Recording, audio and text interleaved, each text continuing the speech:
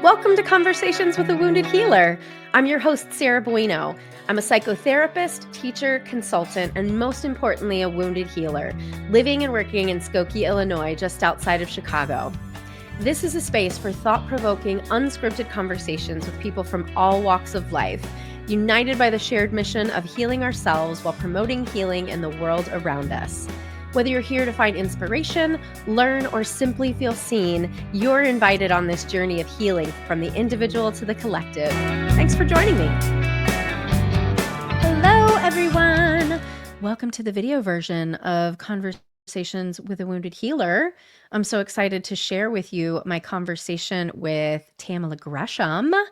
And I wanted to just say, this conversation really helped me clarify one of the things that I've been doing sort of organically, but didn't really recognize. But to clarify, I have been seeking information outside of the therapy world because I think we have problems in the therapy field that cannot be answered with the tools that we have in the therapy field. I think we have to go outside to find that. So I've been exploring other things outside of therapy, and I'm finding a lot of cool shit, right? Like, we've talked about a bunch of different sort of macro ideas that we might be able to bring in and apply to the therapy world so that we're able to create change. The world is changing whether we like it or not. And I think that the field of therapy is behind. So if we want to catch up, we have to figure out how to do that. And I think listening to amazing people like Tamila is a place that we can get started. And we talk in this episode about her upbringing in Birmingham and her experiences with anti-Black racism, what sort of galvanized her in the 2016 election. We explore sort of how do we discern truth and embodiment in social justice practices. And, you know, I sort of have a little call out for therapists and the field of therapy and maybe how we have not been embodying our own work ourselves. Tamila talks about how she and Simon are trying to explore the sources of our own knowing and help people really get to that. And of course, we talk about nuance and relationship and vulnerability and how that applies to real justice work. And then, of course, at the end, I ask her the questions about being a healer and a wounded healer. And one of the things that was coming up for me in this conversation is the idea of how do we embody? And one of the ways that I can tell you I have practiced how to become more embodied is holding myself accountable. So accountability, I think, can be a practice of love, especially if you are a person that has any power. And I'll just tell you, if you're a white person, you're a person who has power. If you're a male, you're a person who has power. If you're a group practice owner, you're a person who has power. If you are a manager of any sort, you're a person who has power. And I think that it is your job to hold yourself accountable so that your subordinates do not have to. And I have an offering called Accountability as a Practice of Love.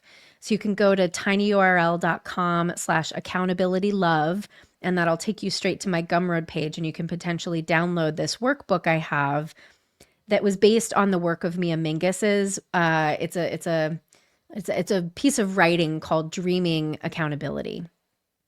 Because I think, I don't know, it's just, that feels like one piece of the puzzle for how do we begin to embody this work that we're really calling everyone to in order to change the field. So without further ado, Tamila Gresham is the co-founder of Harmonize, a consulting firm helping organizations bridge the gap between values, vision, and impact. She's a lifelong educator with formal education in law, sociology, and philosophy. She centers justice and heart work in her efforts to change organizations, to change the world. So please enjoy my conversation with the wonderful Tamila Gresham. Tamila, welcome to Conversations with a Wounded Healer. Thank you for having me. I'm very excited to talk to you. I've talked to you a little bit so far, but I like that it's just you and me and we get to dig into all the fun things today. Yes, me too. I'm excited. Yeah. So I met you. I just like to usually tell listeners where people came from and why they're here. So everyone knows I'm with the Right Use of Power now, and I'm on their board. And they were like, "Ooh, we should go to this collaborate to co-liberate training. And I was Mhm. like, yeah, that kind of sounds like everything I need. And you and your partner Simon were the first presentation. And I was like, we need to be friends because everything you said was resonating with my soul so deeply and was everything that I think therapists need to be hearing right now. Mhm. So, yeah, that's why we're here, because I just love everything you said and want you to say it to my audience too. I love it. I love it. Well, let me pull up my PowerPoint deck. No. Right, right. Yeah, but would you like to share a little bit more about who you are so listeners can get to know you themselves? Yes, of course. So my name is Tamila Gresham. I am the co-founder and a senior consultant at Harmonize Consulting. And I was born many, many moons ago in Birmingham, Alabama on the coldest night of the year. Ooh. But the most important thing about that, though, is that I think being born in that place, in this body, to my mother, like has really shaped my life and my entire worldview. I don't Mm, think I ever remember a time when I wasn't aware of anti-Black racism.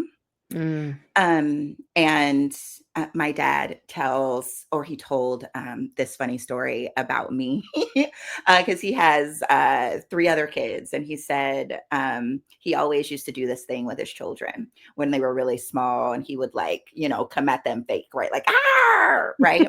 And my siblings would run away. But when he did that to me, I just sort of turned around and charged right at him. And he was like, okay, I've got a fighter on my hands. And I feel like Wow. that's always been my vibe when it comes to injustice. So Mm, the minute I was consciously aware of racism, I was like, oh, we got to fix this. Like, mm, what's going on? mm, And really, that's been what my whole journey is about.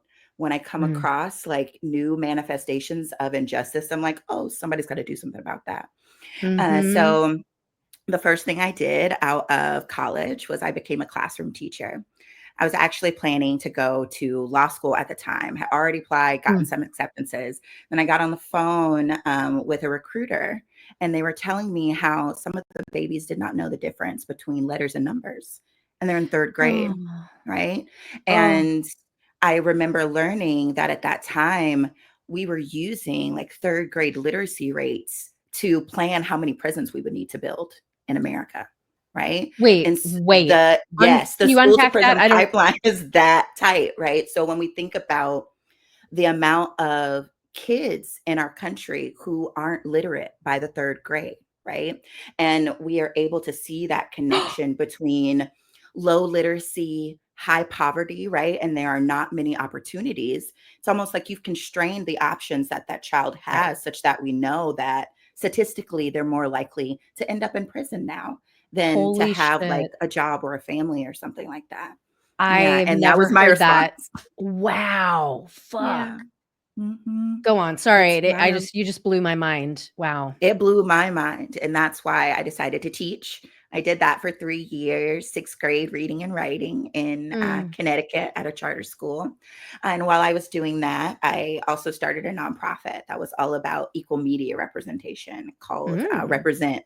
Again, because I was minding my own business as a teacher, and I was like, "Hold on, what's going on with the babies? They're doing what with the mm. media you all are watching? These are the messages that you were getting? Oh, we aren't seeing ourselves represented. Let's do something about that." And so I started that nonprofit. And then I was like, let's go to law school.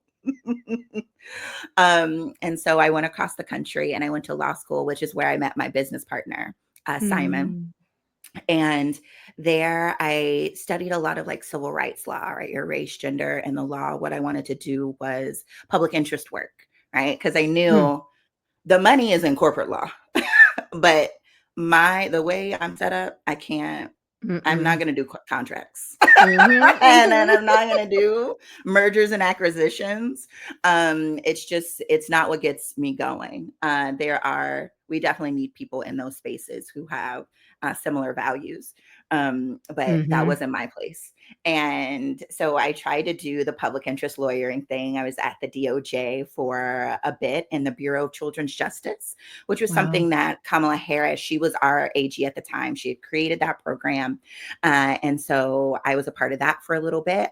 But I found then that the sort of wheels of justice in the law are really, really slow. Yeah. Or at least they used to be when there were fewer activist judges who were just doing Are whatever they want. there are activist judges? That's good to know. Yes, there Oh, well, good. not activists in the good way, more activists Oh, in like the Supreme Court. Oh, we're just going to overturn Roe v. Wade. It doesn't matter what the got it. precedent is. Okay. That kind of Got right it. where we're no Yep. longer beholden to Yeah. precedent or any of that. We're just Yeah. wholesale changing things. Yeah. Um, and so then after that, I decided I wanted to like get on the ground. This was back in 2016 when Donald Trump had won his first presidency.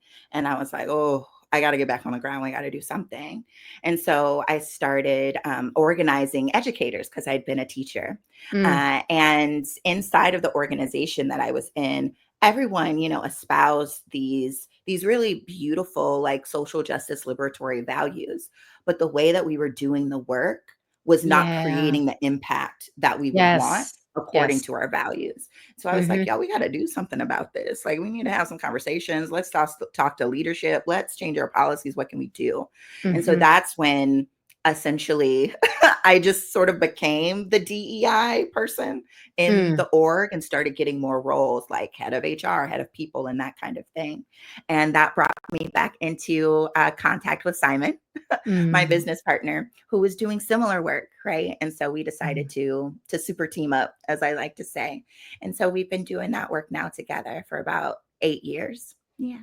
Mm. Mm. Okay, I had no idea where this was gonna go today, but now I'm very excited because and you, Simon, and I all had a conversation because after the first time I saw you two speak, I was like, so therapists need what you're putting down right now. And part of the big issue is we we have now been it was like 2020. The assignment was, okay, now therapy is political, everybody. I don't know if you knew this before. Mm, I mean, because of course it always has been, but it was like the assignment was very clear, right? And then mhm, everybody goes and we're like, okay, now we're therapists and we're activists. And so we're going to do it. It's very clear, right? Police against Black people. We know who's the good guys and the bad guys, right? mhm, And then as the world has continued to become more complicated and October 7th happened, things got murkier mhm, and things got stickier and things got nastier. And mhm, I think that we are in a time right now where the therapy field is being called to evolve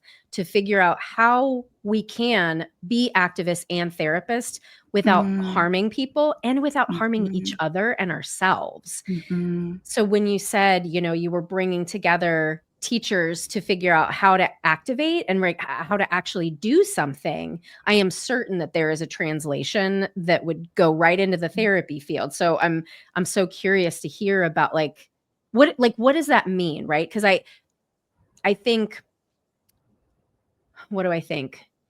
I don't know anything about activism other than like I just want to punch Nazis in the face and I every I time. have I have the activation, but I don't know the actions that go with the activation, and I know Yeah, I'm not alone in that. So yeah.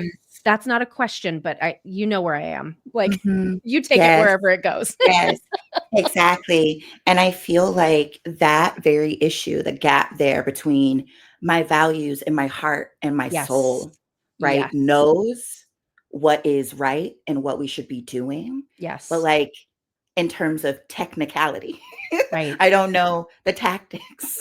Right. What then should I be doing? What should we be creating? And that is really where I think Harmonize, we're trying to fill in that Yeah. gap because I have so much compassion for people, right? Because I feel like we're sort of in a situation now where our hearts are in the right place, but we might not know the tactic, and because we don't know the Yes. exact thing to do, right, we can that can expose us to Yes. criticism, right? Right. And so then people, I think, become afraid to act, but then I think that having that environment where people are afraid to do the wrong thing also what I've seen is that it makes people afraid to learn or afraid Yes. to try, Yes. and then we never know any better, Exactly. and what we're trying to communicate at Harmonize is that knowing the intervention to have right? Yeah. And how to implement that intervention, that is a body of knowledge. That is a skill set, right? Yes. And so we have to create opportunities for people to learn that, but then also give grace for people who haven't yet learned that body of knowledge, but Yes. who also already have the values and the spiritual alignment and the soul alignment and feeling like, no, yes, this is something we need to do. And so when it comes to therapists and any other group that's actually like a practitioner and going to go into a space where you're trying to activate and educate others about really the world and the consequences of identity and politics, right? Yep. Folks have to know at least a little bit of the body of knowledge, right? It's not enough for us to just like, and this is really complicated and nuanced because what I'm about to say is that it's not just enough for us to be able to lead with our values, right? We have to have a clear strategy, a Yes. pragmatic approach, a trauma informed way of doing that, right? And so that's what we've been working on at Harmonize is really operationalizing Yes. the thought process and the knowledge behind, okay, yes, anti-blackness is wrong. Now, what do I actually need to do to address it in this situation? How do we Mm. teach people? How do we Mhm. protect people? How do we give people grace? How do we create structures that are going to Mhm. make people safer and increase their level of belonging? How are we actually going to share power together? All of those kinds of questions. That's what we're trying to operationalize and teach people how to do. Because I think one of the worst things that's mm, what's a way that I can say this without tapping on any isms? The way that we are like self-sabotaging ourselves is is that oftentimes we sort of reduce our values and our beliefs into platitudes, right? That Yes. are easy to share with people, but when there's that next layer down of questions, we often don't have the next 10 words to Yes. explain why, right? Yes. Um, Yes.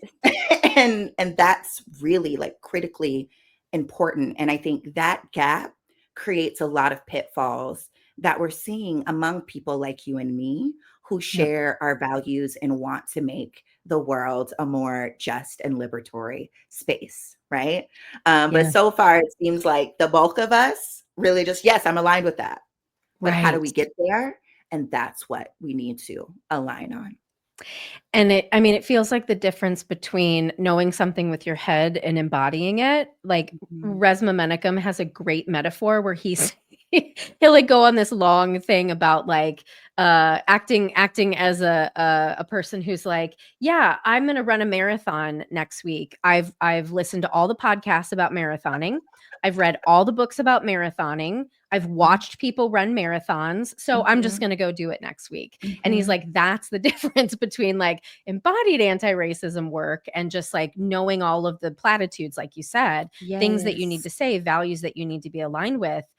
And that to me, I honest oof. Okay, I'm gonna say something that's like potentially really bad. I love it. But I know you do.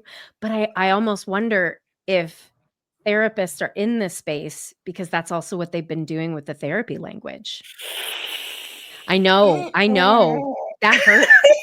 That hurts, and that Yeah. feels so and I'm obviously, it's not everybody, and I'll just give a shout out. Yesterday, I did a presentation on right use of power for a group of 15 therapists, and I was so enlivened because the nuanced conversation that we had, like and I'm gonna pat myself on the back for creating a safe space where people were allowed to ask what in other places would be stupid questions, right? Mhm. I allowed people to be wherever they were, and we got into these really cool nuanced spaces. So I know it's obviously it's not every therapist, Mhm. but if we look at a chunk of what's happening in the therapy field, and the reason we're fucking here on this podcast is because I want therapists to do their work. I want Yes. us to embody the therapy language that we learned in school. Mhm. And when we Mhm. embody it, that's when we make change. Yes. Yes.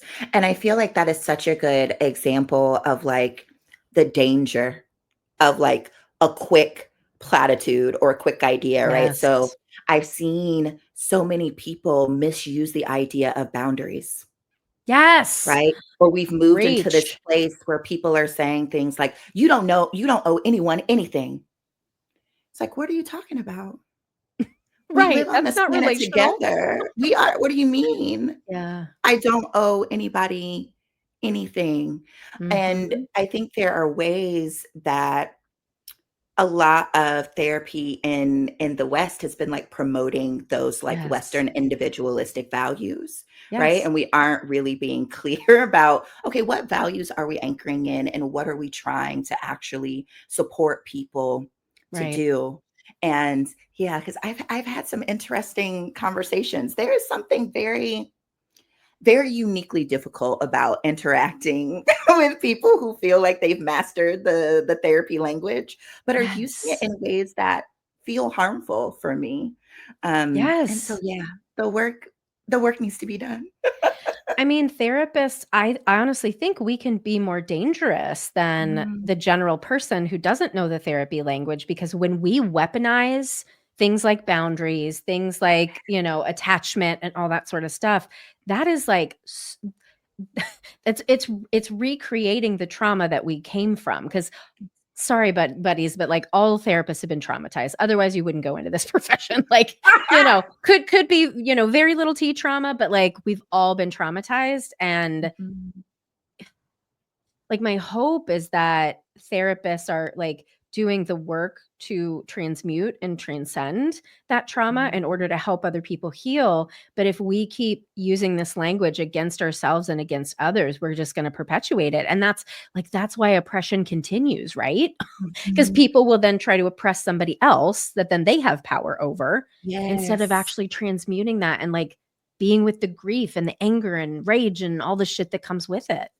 Yes, and I think you've hit something on the head, right? That idea that therapists have a lot of power in this space because we defer to them as people Yes. with competence and knowledge and expertise, Yes. right? You are the expert in this, please teach me. And I feel like I see similar things happening across the field of social justice, to be honest, Yeah. right? And honestly, I think the only way to actually be able to ascertain, or one of the best ways to ascertain someone else's competence is to have a level of competence and understanding of your own, right? And then without that, anybody can present themselves to you as an expert. They can say things to you that don't feel actually aligned or real, but and if you even push them, if you don't understand enough about what's going Right. on or how to assess what it is that they're saying to you, it's Yes. really easy to just take that on board. And Yes. then you're off to the next place saying the thing that you heard without really understanding it. And that thing is one of our fundamental issues as a society right now is that it's difficult for us to drop down to that next layer of like real understanding and being able to assess like, oh no, that person's a source. And Right. oh, that's not actually a source. Right. Well, truth is threatened right now. Mm, And when mhm, I've been thinking about because like we've got to sort out as a species how we discern truth in the future because especially as like AI gets more sophisticated and all these sorts of things mhm, like and I think again it goes back to this like embodied idea. I feel truth in my body. I don't mm, know truth with my head. Like there are mhm, certain things that make sense to me cognitively, but like then they land in my system and I'm like, "Oh, something's not right there," and I can't, like, put the mhm, words to it, but something doesn't feel mhm, right. But Western people, we live more in our heads, and so it's much easier to just go with that, like and I can think mhm. just of, like, oh my god, over my life, how many times I've pedestalized somebody that I thought Yes. had all the answers, and then I, of course, knocked them off the pedestal when I realized that they were human, and Mm, it's been just recently, and I feel like it's only been in the past handful of years that I've transcended my own shame to believe in my own truth enough mm, to be able to see, like, wisdom in somebody else, but not pedestalize them. mhm. And Yes. that is fucking hard. It is. It took me 40 Yeah. something years to do that, you know? Ooh. That's quick. That's a quick turnaround. Well, thank Yes, you. some of us never learn it. Yes, Mhm. that is a skill. Yes. That's also something that Simon and I have been exploring, right? Like, Mm. what is the source of our own knowing? Mm. Because, like, even right now, as we're talking to one another, right? We are discerning, and there's something going on where we're Mhm. assessing, oh, that resonates with me. Oh, Mhm. I'm not sure that does. Where does that come from? Right? There's Mhm. something that we are using to Right. determine what from another person we're going to let in and what feels like truth. And figuring out what that thing is, right? And making the choice about what it Yeah. is that you want it to be and anchoring in that. That's a lifelong journey. Yeah. So I hear you. How are you I mean, have you operationalized it yet? Because I couldn't put words around what that is. You know, okay, welcome to my mind. Okay, because I have these conversations with Simon so much. I love And it's it. I'm going back and forth really because I think there's like a filter, Mhm. right? Like a sieve, if you will. Mhm. And all the ideas I think come through it, but whether or not it gets through the sieve into Yeah. something that like I'll consider is I think whether or not like it feels just, like it resonates with justice. And for me, justice and love are like synonyms. Yeah. And I feel like the way that I know that's real is like, are we considering everyone, Mm. right? Does this story, does what we're saying take into account the real humanity of Mm. every being and the value of every being, like every living thing, right? Mm. Is it in alignment with that? And if it's not, I'm like, that don't sound right. Let's start from the beginning. Um, and yeah, it's been really difficult because I feel like I go like all the way to the bottom of the ocean with these kinds of things. I think Mhm. it's that orientation that creates my frustration with what's happening a little bit Yeah. on the left and in our social justice spaces because it's like I know we share the same values. I Right. know we do. And if we would just pause and truly think about Yeah. the thing that we're saying, the policy, the theory that we are trying to push forward, and if we were able to really think about how does this actually touch everyone? Does this actually move us forward? Then I think we would be in a better place. So, like, let me give you an example to just put a fine pin on it, right? Please. And this is going to be controversial. I'm so into it. And I feel like I already know the things that like people will think or assume about me, especially me being a Mm. Black woman saying what I'm about to say, Mhm. right? But there, I think, is a dogma on the left right now that generally white people should not have the microphone in our conversations of social justice, right? That there's a very specific, often narrow, supportive role that like white people should have. Yep. And I hear that. I Mhm. understand where that's coming from. When we live in a society that's based on white supremacy, right? It's like, okay, yes, one of the first things is that we have to flip that on its head, Right. right? We have to make sure that we are not accidentally like giving white people more power than they have earned or that they should be Yep. wielding at that time. Okay? Yes. And also, And yeah. white people are human beings, Yep. right? There are white people who have done the work, who are doing the work in similar ways that people of color are doing, right? And I feel like we get into this space where we ourselves start using using race as a proxy for competence. Woo! And it's like, I thought we decided that was not okay. I thought we decided that wasn't cool. Right? And it doesn't Yep. make it okay to do it to white people just because we're trying to defeat white supremacy, in my Right. opinion. Because defeating white supremacy does not mean putting all white people at the bottom, which is, I think, what a lot of white people who aren't Right. really like versed in what's going on in Yep. social justice, like that's what they hear, Yep. right? But that's not actually what we're trying to do. Right. Our goal is to make it such that your this color of your skin does not dictate and determine your outcomes in life. Yes. And if we understand that, then we understand it's actually not okay to just look at my business partner, Simon Mott, and say, because you are a white man, you have no place here and you shouldn't have a microphone. Right. Okay. This is a body of work, right? And a body of knowledge. And yes, some of us, based on like who we are and the bodies that we're in, have experienced certain things which give us a certain type of knowledge, right?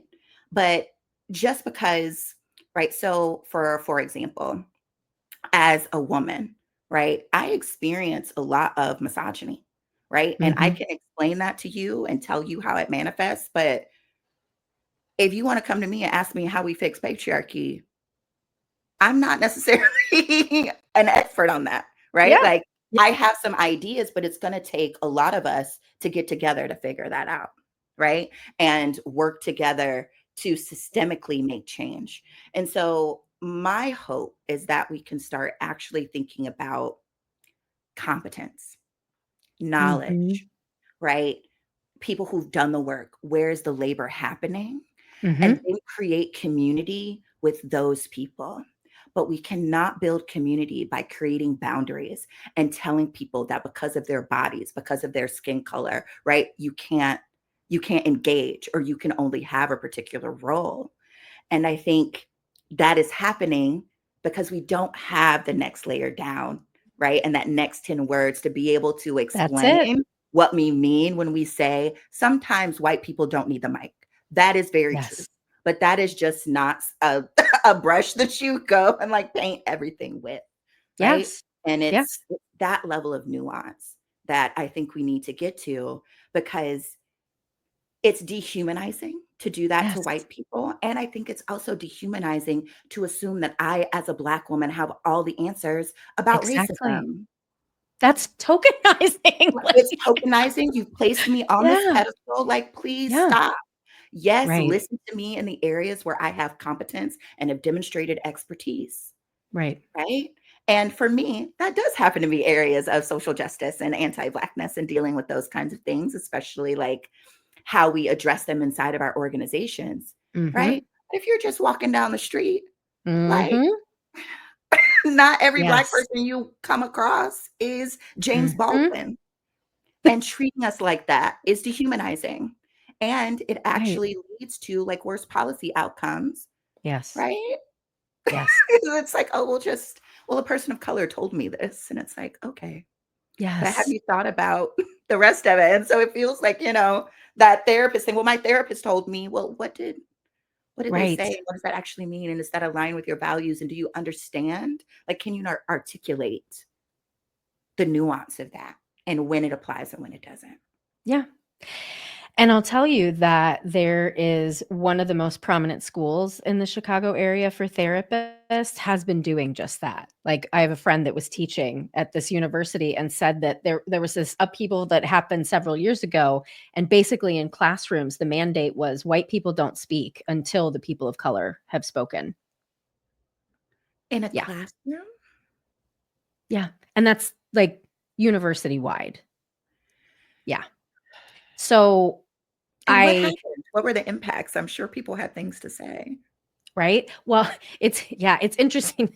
My friend is not working there anymore because it's just not been working out for her to not like to try to be a white person in that space, Mm, and to just be like it cut down at every level, and it's the weaponizing of the language and the mhm. misappropriation of these tools is exactly what you're saying. And because I've been working with a practice that happens to have a lot of therapists that come from Mhm. this school, and there's a lot of shit going down around racial justice in that practice. And Mhm. I think my observation is it's because there's this bastardization of what social justice actually is, Yes. because it's just in the head, and it's just like Mhm. check boxes and following rules, and there's a decision tree. It's Yes. not embodied. It's not, it's not. And the decision trees, that's exactly it. That's Right. exactly what's going on, and what we're doing at Harmonize is actually trying to create a curriculum to share with people how to make it more embodied, Mm, how to actually understand deeply, right, what I've started calling, basically the map of our social system of oppression, right? mhm, So if you think about the incredible work by Kimberly Crenshaw, mhm, right? To start teaching us about intersectionality. mhm. And I feel like that is such a great example because people got a hold of that, didn't Yep, understand what yep. she meant, and now people are just running around saying, well, the intersectionality of XYZ, and it's like, that's not what that means. Right. And what we're trying to do is help people understand how to actually sort of see the fractal, as it were, right? As opposed to, what did you call it? The Decision tree. the decision tree, right? Because it's Yep. actually a fractal, and there's so Yeah. much going on at once, and we Mhm. have to be able to like see how things are moving and see what's happening. So to put a fine pin on it, the way that we talk about it at Harmonize is we call our framework power, belonging, and justice, or PBJ for short. All right. You are good with those.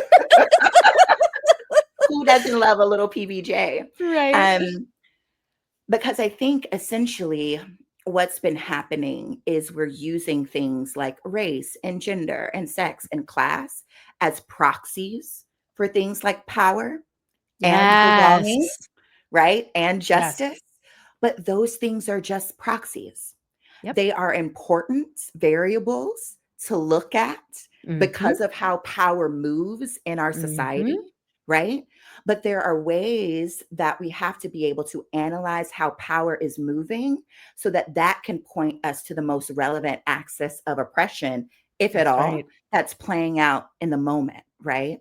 Yeah. So, for example, Simon and I, right? Simon's a white guy, I'm a black woman, and we go into rooms together, right? And we're teaching people and we're doing things, and people will use the proxies of our race and sexual and our biological sex Yep. to assume what's going on Yep. between us, right? Yeah. So if Simon's talking more, oh, this is a patriarchal white supremacist thing, right? And it's Yep. like, actually, Simon and I have agreed that this area Yes. that he's going to speak in is his area of expertise. And I Yes. actually don't want to have to speak on this right now.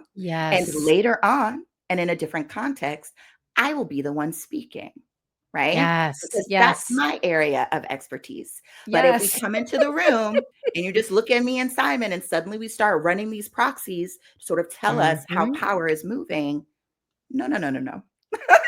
We need to start first and understand what's going on between those individuals, and then how that power, how it's moving, might be formed and shaped by those identities, right? And so that's just what we're trying to like, doing that Mhm. power analysis, understanding how it impacts belonging, and then being able to do an accounting of the impacts, right? Past, present, future, so we can really understand what justice looks like, as opposed to just walking into any room and essentially projecting a lot of Exactly. things onto people without Yeah. knowing if that's exactly what's going on.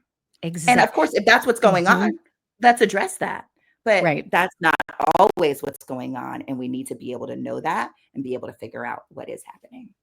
Yeah, my best friend and I do work together, and she's an Asian woman, and so when we do anti-racism work together, she does the same thing. Like she'll start and she'll say, Sarah's going to talk about some of these things, and she's a white person, but she and I have an agreement. We have a plan, right? Like there's all this Mhm. stuff, and she does speak for me because we've pre-planned all of this. Like, Yes. and it's so interesting and not surprising, especially that like overzealous social justice white people will not assume relationship, Mm, mhm, and one thing that I've learned, especially from the Black women in my life, is like mm, relation like there's a depth to the word relationship when I think about my Black female friends that is mhm, so different. mhm, And white people were not like we were. I wasn't socialized that way at all. Like I mm, was socialized around family from this sort of like, this is what family is supposed to be, and so this is what we're going to do. mhm, When underneath all of that, there was fear and anxiety and addiction and all these other things that made mhm, it not feel safe. And so, like, family for me is always the F word. And so, I think a lot of white people got that message in our families. And so mm, we don't. I mean, I know that this is painting with broad strokes, but this is white supremacy, right? Like how mm, we do family feels different. It feels like we missed something, and that's the grief of mm, how white supremacy has impacted white people. It's one mm, facet of it. mhm. Yeah. The way that I think about white supremacy and the harm that it does to white people is that I think there's a way where the entire identity of whiteness sort of becomes about maintaining and demonstrating superiority over others, which then means that I can't really be vulnerable. There's a level Mhm. of connection that I cannot have, Yes. right? Because it's Yes. always like, Yes. no, like I am self-contained. Yep. I am, Yep. like I am above. I I am, have my and so I shit can't. together or Yes, whatever. Mhm. yes, and Yep. it's harder than to just be, because relationships require vulnerability. Yes. And they require you to really, really be seen. They require a level of reciprocity, right? Yes. And it's really hard to do that from a place of superiority. I think that's also kind of what we're seeing Yeah. in terms of patriarchy and heterosexual relationships, right? It's hard to Mhm. engage if men have been taught a certain level of superiority and domination, right? That Yep. sets us up for particular relationship dynamics that Yes. are not about vulnerability or Right. connection. They become about us playing out these particular scripts with one another. Yep. And it feels like that is subconsciously what's going on, both on the left and the right in different spaces, right? Absolutely. In Absolutely. Black spaces and white spaces, like it's happening because I hear you saying, right, like maybe part of the reason that some people who are white and in social justice spaces are really critical about what's going on with like you and your business partner, right? Mhm. Is maybe they lack relation there. But I do think there's also Mhm. a way where, because fundamentally, we have to know when the critical lens that we are bringing is relevant. Mm. And I think a part of what's happening is that if the only tool you have is a hammer, everything looks like a nail, right? Boom. And I understand the space. Like, I'm a Black woman, okay? I know anti-Blackness and racism is everywhere, right? But that is not always the critical lens I bring to every interaction, right? Mm. And if it was the critical lens that I brought to every interaction, I would be Mm. exhausted. Exhausted. I would Yeah. probably also be experiencing more depression and anxiety than I already am, right? Yeah. And I think a part of how I think about my own self-care is being really nuanced and particular with when I bring my critical lens to something, right? And when I Mm. decide that that is the most important lens through which we are going to view something, right? Right. Right. Um And when we aren't doing that, that's, I think, when we get into the space, we're in a Zoom room and the white guy is talking and they're like, why is he doing that? It's like, please pause. That might Oh, not be the most relevant lens through which to bring this. And maybe we aren't even in like a critical space, like especially when we're in, I don't know, and this is going to be me getting a little bit vulnerable, Sarah. One of the things that I found with the difficulty of us on the left always kind of bringing that critical lens is that it feels like I never have a moment to relax into community. yes. Like, at what point do I Yes. have to stop demonstrating my Yes. wokeness to you? And Yes. when can I just be accepted as someone that Yes. shares your values, right? Wants to be in community, wants the world to be just and harmonious. And when can we start engaging with each other as community Yes. instead of like, you said that, that's not right. Why did you do that thing? Why didn't you, Yeah. I don't, yes, I understand the value of a land acknowledgement, but is that something that I have to do at the beginning of every conversation with you? Right. And why? Right. Or do we understand why that's something that we're doing? Right. And sometimes they become litmus tests Yeah. about whether somebody is with it. Right. And and it makes me feel unsafe sometimes, right? And that I Mhm. can't just be me and now I have to perform that like I Right. am also the wokest in the room when none of us are the wokest in the room. None of us Right. are. We're all trying to figure it out, and everybody's going to say something sideways on occasion, Right. right? And we need to be able to do that in community In with other community. people who share our values so that then we can be called in and Right. be able to learn, right? Yep. Otherwise, we are cannibalizing our own community. Mic drop. But that's and there's like, I mean, I hope that you and I and me and I just hope I get to spend more time with you Yeah. because I just my heart is leaping out of my chest right now with how much I love everything you said and all the things that I want to say, but we're coming to the end of the time and I want to make How are sure we to at the end of the times? I know. It's wild. It's wild. And I mean what you just said also begs the question, would you consider yourself a healer? Mm, mm. It's so hard because I feel like so much is happening, right? Like, in Mhm. terms of what I said earlier, like, being a healer is a real thing. It takes a Mhm. level of competence, right? And it's a Yes. body of knowledge, I think, right? Mhm. And so I don't want to be too quick to be like, yes, I am a healer. But I also think inside of that might also be a little bit of insecurity, a little imposter syndrome, if you will. Because ultimately, my experience has been, and what I find really, really the most healing is education and connection, Mm.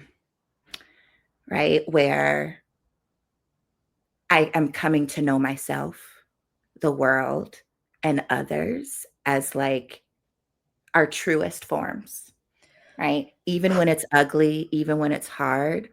And when people help me to do that, and when I help people to do that, I do feel like that's healing. So, to the extent that the work that we do at Harmonize is also about helping people meet the experience of being human, Mm. right? Because there's building an organization is already hard. Doing this work is already hard. And I've got a Yeah. body on top of that and a nervous system and my own traumas, little t or big T, right? That Mhm. I'm navigating. And that is so much of the work. And so helping people, right, like understand how to incorporate that into the work that they're doing, I think is healing. Yeah. Mhm. So I would like to Mhm. believe that I have been helpful in people's healing journeys if that makes me a healer, I'll take it. Well, how about wounded healer? How does that one land? Oh gosh. Little Tamila is so wounded. Bless Mm, her. Um, mm, and I think we're all wounded in a way. Um, yeah. and I think the wounds help me to heal other folks because it's like, oh, I know that pain. Yeah, like, oh, I see that. Um, Yep. and here's the thing that like I tried on. Here are the things that I think about.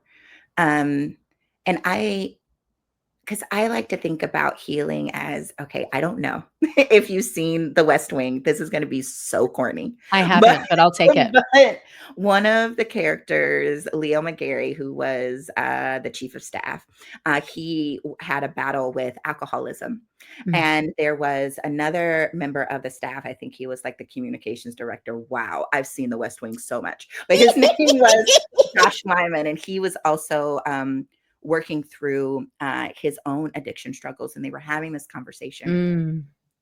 And one of them starts telling this story about this man who was trapped in a hole. He had Mhm. fallen in, and there were people walking by, and the priest walked by, and he asked for help, and he threw like a piece of paper, threw a prayer in, right? Mhm. And like that's the kind of help he was getting until his friend came by and jumped down in the hole with him. Yep. And he was like, "Why'd you do that? Now we're both in here." And he was like, "It's okay. I've been here before. I know the I way know out." the way out. Yep. Yeah. And that is what healing is, from like walking Yes. alongside someone, right? Mhm. Um, and being there next to them, shoulder to shoulder, while we like Yeah. work through and holding the wound. Yeah. Damn straight. I I j like, there are no words to express my appreciation for what you're doing in the world, and that you were willing to have a conversation with me, and hopefully we'll get to do things together in the future. You just really inspire me, and uh, I had therapy the other day, and I've been really struggling with feeling just really alone and feeling like judgmental about people who aren't getting it and all that sort of stuff. And what I came to in the therapy session was that anytime I feel resentful or judgmental, I need to look towards the people who are actualizing what I want to see in the world. And Mm, you and Simon are definitely on that list. And mm, it is a deep soul appreciation just for your existence mm. and what you're doing in the world. Thank you. It is absolutely mutual. Um, because I mean, part of the reason that I do my work is because I think that groups of people are our best change agent, right? Mhm. People getting together, trying to make change from wherever they are in the movement. And I see you doing that, right? You've identified like something's going on over here in this therapy space that I'm in, and we Yeah. have to do better. And I appreciate that because that's the only way that we actually make change. Yeah. Well, where can people find you? Because 'Cause they're gonna wanna find you after this. Well, they can find us on Instagram and LinkedIn at harmonize.work. I've also been told I have to make us a Facebook page. So you can find us there too So at the boomers can find you. harmonize.work. Yes, exactly. I am always open to like connecting with people. So you can find me at Tamila, Tamila _ESQ, short for Esquire, Mm. because I got a law Mhm. degree and I gotta That's make a right, little you better something at use some it. point. Yep. Yeah. And folks can feel free to email me at Tamila@harmonize.work, or check us out at our website, harmonize.work, because I'm realizing now I haven't said we actually do organizational development work, helping Yep. groups bridge the gap between vision, values, and impact, right? So if you've Yeah. got a group and y'all are working together to achieve something and you're having some pain points, we can probably help. Yes, amazing. Thank you so much for being here. I just Thank you adore for you. having me. Thank you for having me. This was fun. Do I have your number? We'll do that once we stop recording, nobody else Okay, gets it. fabulous. Ooh, I feel special. Yes. All right. Thank you. Thank you. Thanks to our guest for an amazing episode. To find out more about our guests, you can visit www.headheartbiztherapy.com/podcast. You can find me at Head Heart Biz Therapy on both Facebook and Instagram. Thanks to the Jules Creative Marketing team for video editing, to Liam O'Donnell for our album art, and to Ben Mueller for our theme music. And I'm your host, Sarah Buino. Until next time, bye-bye.